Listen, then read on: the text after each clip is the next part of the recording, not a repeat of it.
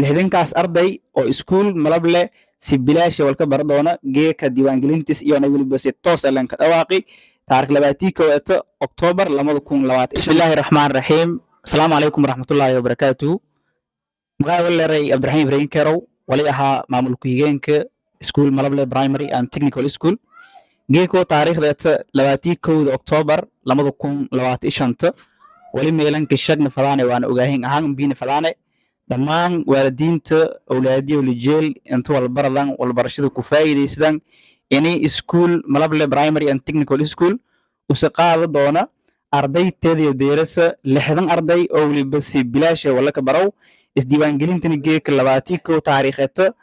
bilo 10aad 2025 waliba si toos ah bilaawdo doonto waana ka ekaado doonto bilaas hortaan oo waliba November 1 insha Allah way rajeeyay dhammaan waalidiinta awlaadiyo lijeelin walbaradan in walbarashada sooyiti awlaadiyo ku faa'iideen waliba si bilaash oo free wala ka barow ilaa sanadka cusub la ku deerow waliba malable inta sooyiti way waan ka bishaareeyay waalidiinta kanool degmada Bardaal ee gobolka Bay taasoo kale iskuulka wali deeq waxbarasho sameeyay oo waliba si bilaash wala ka baraay daraad balan qaaday tuman arday oo agoon oo aawasho dhimaday oo waliba si bilaash wala ka baraay hadii iskuulka wali wax diiwaan geliyay ilaa iyo 10 arday wali meelaas ku dhimana 3 arday oo waliba yoona kolko dhow diiwaan geli doona sideedaas arday yoona wali in sheegane waalidiintiyo hadina dheegahayaan 3 qof oo waliba tuman 5 sano ku yar oo agoon oo aawasho dhimaday wali in sheegane in iskuul diiwaan gelinta wali furunto sideedaas arday oo dhimayin